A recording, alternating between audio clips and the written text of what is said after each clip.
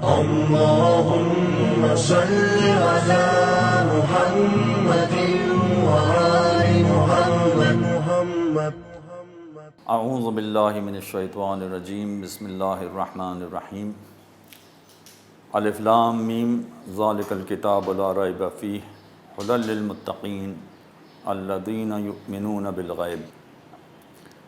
پچھلی گفتگو میں نے آپ کے سامنے سورہ بقرہ کی یہ آیت نمبر 2 کی تلاوت کی تھی.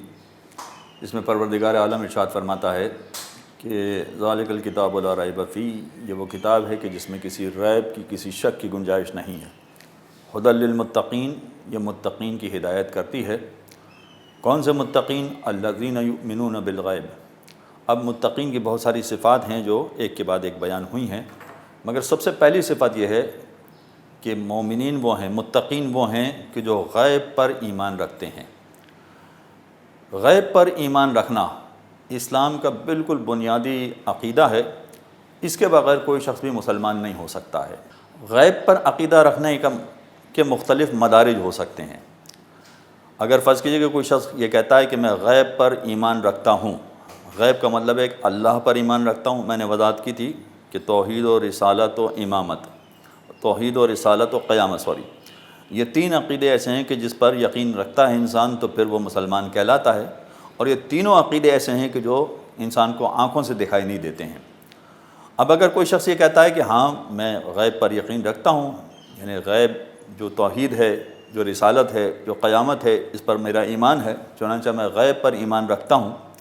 مگر اگر کوئی یہ کہتا بھی ہے کہ میں غیب پر ایمان رکھتا ہوں تو اس کے مختلف مدارج ہوں گے، مختلف سٹیجز ہوں گے. بالکل بنیادی سٹیج یہ ہو سکتا ہے غیب پر ایمان رکھنے کا کہ جیسا باپ نے بچے کو سکھایا کہ مثلا بیٹا توحید یہ ہوتی ہے، رسالت یہ ہوتی ہے، قیامت یہ ہوتی ہے. ساری تفصیل باپ نے بیٹے کو سمجھائی مثلا. تو اب باپ کے کہنے کے بعد بیٹے نے جو یقین کیا ہے کہ ہاں خدا ہے، بیٹے نے جو یقین کیا کہ ہاں مرنے کے بعد قیامت آئے گی، تو یہ یقین ایسا ہے کہ اس نے اپنے ذہن سے کچھ کام نہیں کیا ہے، اپنے ذہن کو زیادہ استعمال نہیں کیا ہے. بس اپنے ذہن کو فقط اتنا استعمال کیا ہے کہ باپ نے کہا کہ بیٹا اللہ ہے تو بیٹے نے مان لیا. بیٹا مرنے کے بعد قیامت آئے گی، مان لیا. بیٹے کو بتایا کہ ہمارے نبی افضل ترین نبی ہیں اور آخری نبی ہیں، خاتم النبیین ہیں، تو بیٹے نے مان لیا. تو یہ بھی ایمان بالغیب ہے، یہ بھی غیب پر یقین رکھ رہا ہے، مگر یہ غیب پر یقین رکھنے کا سب سے نچلا درجہ ہے. اس لیے کہ اس نے اپنی عقل سے کوئی چیز استعمال نہیں کی، اپنی عقل کو استعمال نہیں کیا ہے، اپنی عقل کے استعمال کے بغیر ہی کسی کے کہنے پر اس نے بات مان لی ہے. ہو سکتا ہے کہ ذرا بڑا ہو جائے تو اپنے استاد کی بات پر بھروسہ کر لے اور انہی چیزوں کو مان لے. مگر یہ ایمان بالغیب کا سب سے نچلا درجہ ہے. اگر انسان کی عمر ترقی کرتی ہے اور جیسے جیسے عمر بڑھتی چلی جاتی ہے اور یہ اس معاملے پر غور کرتا چلا جاتا ہے، اور غور کرنے کے بعد جو ایمان بالغیب کا اس کا مرتبہ بڑھتا چلا جاتا ہے، تو اب اس کے اجر میں بھی اضافہ ہوتا جاتا ہے. جب یہ خود غور کرے گا کہ ایمان بالغیب کا مطلب ہے کہ اللہ کو ماننا، رسالت کو ماننا، قیامت کو ماننا، جیسے جیسے یہ غور کرتا جائے گا اس کا مرتبہ بڑھتا چلا جائے گا. اور اگر فرض کیجئے کہ بہت بڑا عالم بن گیا، بڑا فلسفی بن گیا، بڑا مفکر بن گیا، تو یہ ایسی منزلیں طے کر لے گا ایمان بالغیب کی کہ جو عام آدمی طے نہیں کرتا ہے. اس طرح کی ساری یہ منزلیں طے کر لے گا غور و فکر کرنے کے بعد. مگر یاد رکھیے کہ اگر یہ کئی منزلیں طے بھی کر لیتا ہے، بہت بڑا مفکر بن گیا ہے، بہت بڑا فلسفی بن گیا ہے، بہت بڑا عالم بن گیا ہے، اور بہت ساری اس نے منزلیں ایمان بالغیب کی اس نے طے کر لی ہیں، مگر اس کے باوجود ایسا نہیں ہوگا کہ غیب اس کے ذہن سے ختم ہو جائے. غیب ختم ہو جائے کا مطلب کیا ہے کہ جیسے اس کو سامنے نظر آنے لگے، غیب بالکل شہود بن جائے، ظاہر بن جائے. یہ کبھی نہیں ہوگا. غیب ظاہر بن جائے کا مطلب کیا ہے کہ یہ اللہ کو ایسے ماننے لگے جیسے اللہ کو دیکھ رہا ہو، یہ قیامت کو ایسے ماننے لگے جیسے قیامت کو دیکھ رہا ہو. یہ انسان کے بس کی بات نہیں ہے. یہ فقط انبیاء، بلکہ مجھے تو انبیاء کے کلام میں بھی یہ بات نہیں نظر آئی جو امیر المومنین علی ابن ابی طالب علیہ السلام کے کلام میں نظر آئی ہے کہ لو کشف الغطا، اگر میرے سامنے سے سارے حجاب ہٹا دیے جائیں تو میرے یقین میں کسی طرح کا اضافہ نہیں ہوگا.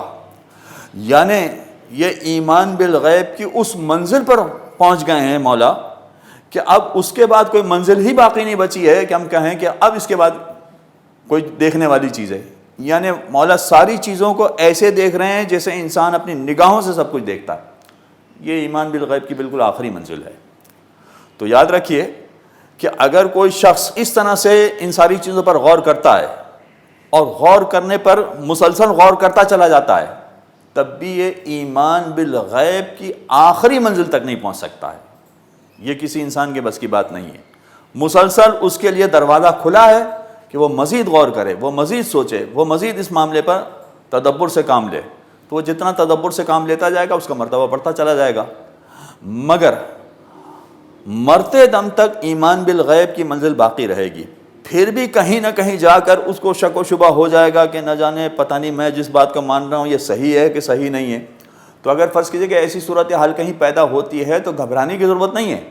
یہ پروردگار اگر چاہتا تو ہمارے لیے جیسے قیامت کے میدان میں انسان کو یقین ہو جائے گا, قیامت کے میدان میں غیب کی وہ کیفیت نہیں رہے گی جو آج ہمارے پاس ہے. جب غیب کی وہ کیفیت نہیں رہے گی قیامت کے میدان میں, تو وہ کیفیت اگر پروردگار چاہتا تو اس دنیا میں بھی ہمارے لیے پیدا کر سکتا تھا, مگر اس نے پیدا نہیں کی ہے. اس کی بہت ساری وجوہات ہیں. ان وجوہات میں سے ایک وجہ یہ بھی ہے کہ انسان غور و فکر کرے, اور یہ غور و فکر جو انسان کرے گا تو اس کے لیے پروردگار نے اتنا اجر رکھ دیا ہے کہ ایک لمحے کا غور و فکر 70 سال کی عبادت سے افضل ہے. یہ انسان کو اجر دیا جا رہا ہے اس کا. چنانچہ یہ غیب کی منزل ہے. اور پھر جو قرآن 4 آسمانی کتابیں ہیں, ان 4 آسمانی کتابوں میں اگر 3 آسمانی کتابیں آج ہمارے سامنے موجود بھی ہیں تو وہ اپنی اصل شکل میں موجود نہیں ہیں. اگر اصل شکل میں کوئی کتاب موجود ہے تو فقط قرآن مجید ہے, اور اس پر ساری دنیا کے لوگوں کا تقریباً اتفاق ہے کہ اس میں کسی طرح کا کوئی رد و بدل نہیں ہوا ہے.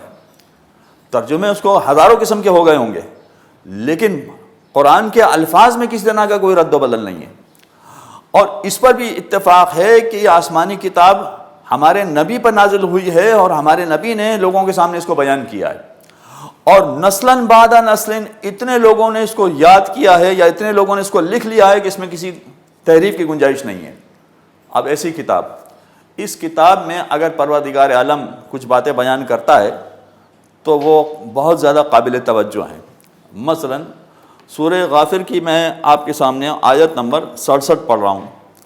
هو الذی خلقکم من تراب ثم من نطفۃ ثم من علقۃ ثم یخرجکم طفلا ثم لتبلغوا اشدکم ثم لتکونوا شیوخا ومنکم من یتوفی من قبل ولتبلغوا اجلا مسمى ولعلکم تعقلون.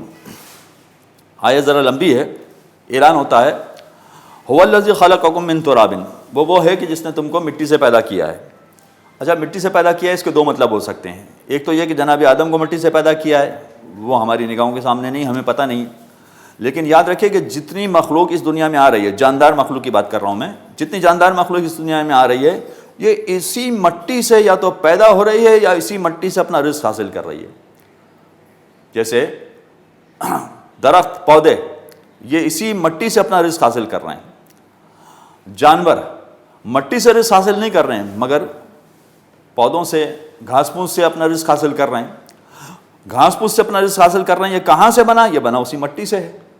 تو اب مٹی سے بننے والی چیز اپنے پیٹ میں ڈال رہے ہیں اور یہ بڑے ہو رہے ہیں, توانا ہو رہے ہیں. اس کے بعد اس جانور کو اور ان پودوں کو انسان کھاتا ہے. تو یہ نکلا کہاں سے تھا؟ یہ پودا نکلا تھا مٹی سے. پھر اس پودے کو کھایا مثلا جانور نے, تو اب جو پودا کھایا گیا ہے وہ بنا تھا اسی مٹی سے. تو مٹی کا کوئی نہ کوئی حصہ اس جانور کے پاس ہے. اور اسی طرح سے جانور جب انسان کے پیٹ میں جاتا ہے تو وہی مٹی سے بنی ہوئی چیز پیٹ میں جا رہی ہے. تو یا تو یہ مطلب ہے کہ آدم کو مٹی سے خلق کیا تھا, یا دوسرا مطلب یہ ہو سکتا ہے کہ جو انسان غذا کھا رہا ہے اور جو کچھ ہو رہا ہے یہ سب مٹی سے پروردگار نے انسان کو خلق کیا. ثم من نطفۃ, پھر نطفے سے پیدا کیا.